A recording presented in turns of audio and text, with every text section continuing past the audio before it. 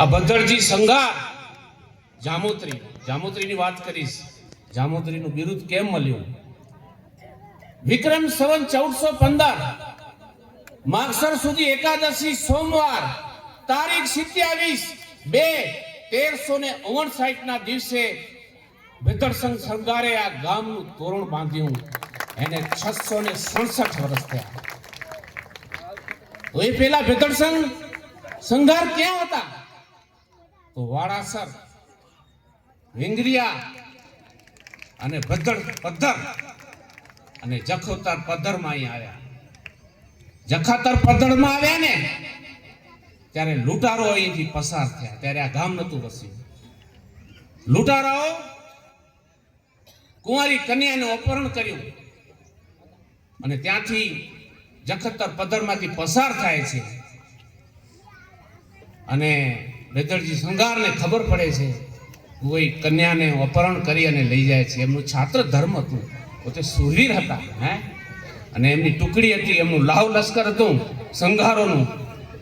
એમણે આહ્વાન કર્યું કે અહીંથી આપણા ગામ ઉપરથી કોઈ અબડાને લઈ જાય, અપહરણ કરી જાય તો આપણા છાત્ર ધર્મને લજાવે.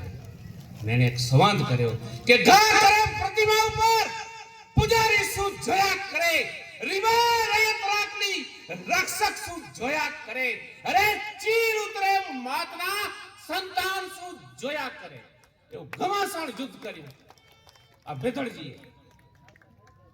અને લૂંટારાઓ ત્યાંથી ભાગી ગયા હથિયાર મૂકીને. કઈક લૂંટારાઓ મરણને ભેટ્યા અને ભેદળજી સંઘારે એ કન્યાનો કબજો લીધો. સંશોધન કર્યું, અભ્યાસ કર્યો, તપાસ કરી કે આ દીકરી છે ક્યાંની. તો એ દીકરી ગુંદિયાળીની દીકરી. અને ગુંદિયાળીના શાસક તમાચીજી ધલ હતા. અને ત્યાં એ ભેદળસંઘ સંઘાર ત્યાં જાય છે અને તમાચીજી ધલને મળે છે અને દીકરી સુપ્રત કરે છે. તમાચી ધલ પોતે પરાક્રમી હતો, શૂરવીર હતો, ભણનો દીકરો હતો અને એનું સન્માન કર્યું. બહુ રાજી થયા. ત્યારે એમને કીધું કે તમને માગો એ આપું. અને કીધું મને કાંઈ નથી જોઈતું, મારો જખોતર પદ્ધર છે, મારી સેના છે, મારું લાવ લશ્કર, મારું ભાઈમાં હું સુખી છું.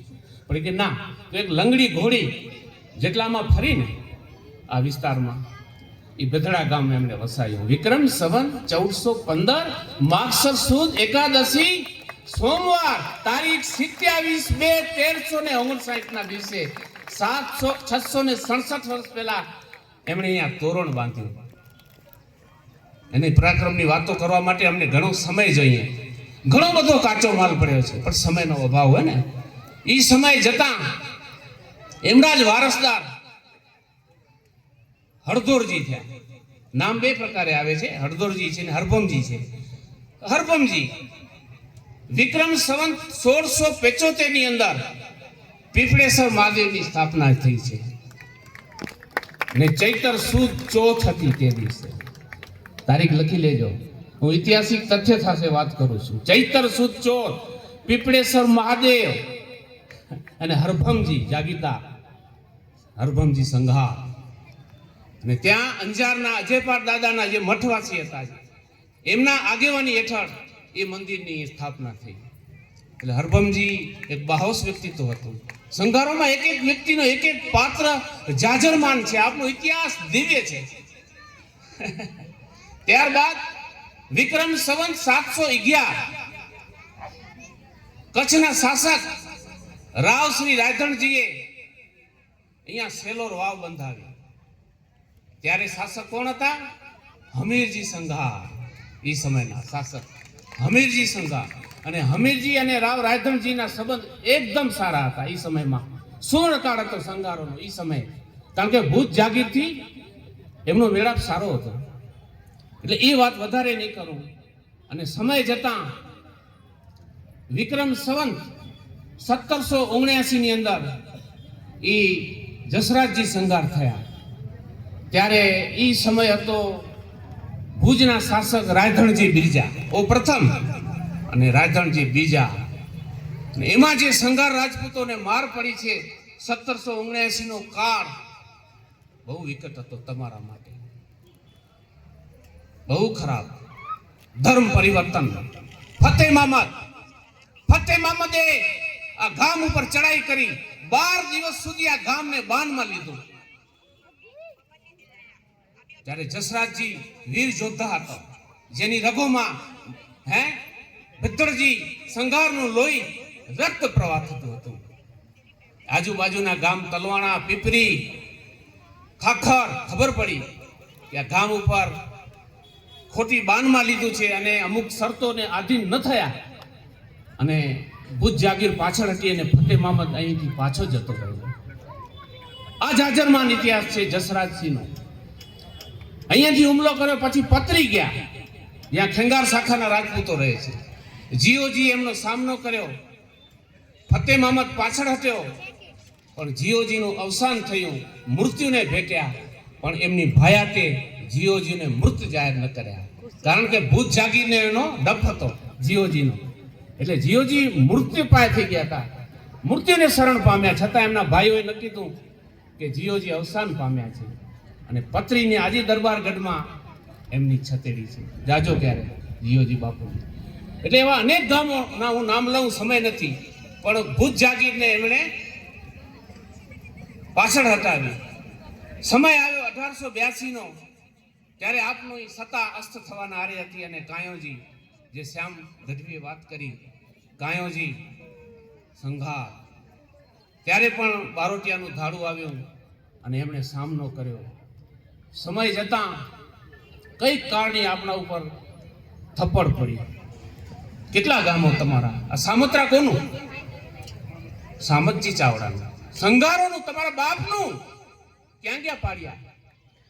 હમણાં ફોટડી છે, રેબારી અને પટેલોની વસ્તી છે હાલાઈની. એ પેથાજી સંઘારનું હતું, એ ગામ પેથા પર હતું, પછી ફોટડી થી. આ ગડાગઢ કેનું? મખણા. અત્યારે મખણા છે, એ ગામનું નામ ગડાગઢ હતું. એ તમારા બાપનું, એ તમારા બાપનો ઇતિહાસ હતો. આજે તમારા બાપના ઇતિહાસની વાત લઈને આવ્યો છું. એક બીજી વાત નહીં કરું, એકે વાત નહીં કરું બીજી. પાડિયા હતા, બધા સર્વનાશ થઈ ગયા. ફોટડીની અંદર અનેક પાડિયાઓ હતા. ફોટડીના પાદરમાં શિવ મંદિર છે, એના સ્થાપક કોણ હતા? પેથાજી સંઘાર હતા. અત્યારે વસ્તી નથી, ગામનું નામ બદલાઈ ગયું. તમે તો માર ખાધી છે. જામોતર, જામોતરની પાક ક્યાંથી આવી? આ જામ સાહેબ બેઠા છે, એમણે જામની પાક પહેરી. 1374 વર્ષ થયા એમની પાકને. 1374. જામ નરપતે, જામ ગજપતને પાક ફેરાવી વિક્રમ સંવત 708 એ આ પાક પરંપરા આજે આપણા પ્રતિનિધિ જામ સાહેબ બેઠા છે. ઇતિહાસ છે. જામોતરની પાક સાવો સંઘારને કોણે ફેરાવી? જામ નરપતજીએ ઈરાનની અંદર ફિરોઝ શાહ બાદશાહનો વધ કર્યો અને જામોતરની પાક સાવો સંઘારને વિક્રમ સંવત 714 વૈશાખ સુદ 30 રોહિણી નક્ષત્ર શનિવારના દિવસે આ જામોતરની પાક પ્રારંભ થયો છે અને સિંધમાં આવી આ પાક, અને સિંધ થઈ અને કચ્છ સુધી આવી આ જામોતરી. આ જામ પદવી છે. જામ તમારો ઇતિહાસ છે, તમારો મોર મુગટ છે. જામોતરી ના ભૂલતા, ઇતિહાસને ના ભૂલતા. ભૂલાઈ જાય, આર્થિક પાસા નબળા થાય, શિક્ષણનો અભાવ હોય, આપણા ઇતિહાસને ભૂલી જઈએ. પણ સમય સારો છે, હવે આર્થિક સમૃદ્ધિ છે, શિક્ષણનો વ્યાપ છે, તો ઇતિહાસનું જતન કરજો. હું ભુવાભાઈને એ જ કહું, કિશોરસિંહને એ જ કહું, હવે ઇતિહાસને ઉજાગર કરજો. વડીલોને પણ કહેજો, ભાઈ ઇતિહાસ ઘણા ઉદાસીનતા છે, ઘણા વડીલોમાં આજે ઇતિહાસ પ્રત્યે ઉદાસીનતા. એનું કારણ કે શિક્ષણનો અભાવ. ઇતિહાસને ન ભૂલાય. કચ્છનો ઇતિહાસ જબરજસ્ત છે. હજી સંઘારોનો ઇતિહાસ ઘણો બધો છે કરીએ તો, પણ સમય જોઈએ ને. ઉજળો ઇતિહાસ છે, દેવ દેવીના ઇતિહાસ છે, સુરા ને પુરાના. આવો જેસલ જાડેજો બારોટિયો થયો, અને જીવતે સમાધિ લીધી. એ સંત કહેવાય જેનો જન્મ વિક્રમ સંવત 1374 વૈશાખ સુદ 30 ના એનો જન્મ થયો અને પૂરી 57 વર્ષની ઉંમરે વિક્રમ સંવત 1431 ચૈત્ર સુદ પૂનમ મંગળવારના દિવસે એને જીવન સમાધિ લીધી. પાઠ ધર્મ હતો, પાઠ પરંપરા, નાથ સંપ્રદાયની પાઠ પરંપરા કહેવાય. એ પરંપરામાં એ જોડાયેલા હતા. એની સાથે રૂપાંદેવ માલદે હતા, ઉગમસિંહ ભાટી હતા, લાખા લોયણ હતા. એ પાઠ ધર્મ હતો 14મી સદીમાં. પિથોરા પીર, રામદેવ પીર, એ પાઠ પરંપરાથી લુપ્ત થઈ ગઈ. એના ગુરુ નિમનાથ હતા જેસલના. હે આજે પૂજાય છે સતી રાણી. એ કઈ પતિ પત્ની નતા બને. ઘણા ઇતિહાસકારો લખે, એનું હું ખંડન કરું આરપારમાં. કિશોરસિંહ, એ તો એમનો તલવારની ધાર ગુરુ શિષ્યનો નાતો હતો, આત્મભાવ હતો, દેહભાવ નતો. એવો જેસલ પીર થઈ ગયો. અબડાની યાદ કરું, જેનો જન્મ વિક્રમ સંવત 1316 ફાગણ વદ એકમના એનો જન્મ થયો. 40 વર્ષની ઉંમરે વિક્રમ સંવત 1356 અને શ્રાવણ સુદ 12ના વીર ગતિને વરે. નારીઓ માટે આવા બધા વીરો છે. આ કચ્છની ભૂમિ છે. ઇતિહાસને ના ભૂલજો. તેમાં ખાસ સંઘાર ક્ષત્રિય ભાઈઓને હું કહું છું, તમે ઇતિહાસને ન ભૂલજો. તમારા 60 પદ્ધર હતા, જાડેજાઓના 60 પદ્ધર હતા સમાવના. કાઠીઓને કાઢ્યા કોને? કાઠીઓ કચ્છમાંથી નીકળ્યા કેમ? સમા સરદારો, જાડેજાઓના વડીલો. અને તમે માથા દીધા છે. તમે કાયમને માટે માથા દીધા છે, પણ તમને ન્યાય નથી મળ્યો. કોઈ ઇતિહાસકારોએ સંઘાર રાજપૂતોને ઇતિહાસ ન્યાય નથી આપ્યો. મેં મારું પુસ્તક લખ્યું છે જારાનું જનસંઘર્ષ. નરેન્દ્રભાઈ હાથે જારા ઉપર વિમોચન થયેલું. મેં એમાં સંઘારોના ઇતિહાસની ટૂંકી વાત કરી છે. હજી લખી રહ્યો છું, અવળો ઇતિહાસ લખીશ જારાનો. એમાં આપનો સમાવેશ થશે.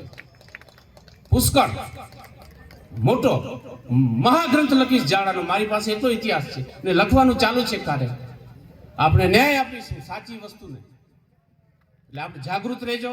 વધારે સમય નથી લેતો, વાતો ઘણી બધી કરવી છે. વળી સમયને અનુરૂપ વળી આપણે ભેગા મળશું, પણ તમે જાગૃત રહેજો. સંઘાર રાજપૂત ક્ષત્રિયો તમારા ઇતિહાસને ઉજ્જવળ કરવા મારો સમય અને સંપત્તિ અને શક્તિ કામે લગાડીશ. હું કોલ આપું છું. તમારા ઇતિહાસને વધુમાં વધુ જાણનાર હોય તો આ બંધો છે કચ્છની અંદર. ચેલેન્જ કરું છું, ગમે એવો ઇતિહાસકાર આવે. સંઘારના ઇતિહાસ મારી રગોમાં છે. તમે નથી જાણતા એટલે હું જાણું છું. યાદ રાખજો, પણ ઇતિહાસનું જતન કરજો એટલું કહીને જાઉં છું. અસ્તુ, જય માતાજી.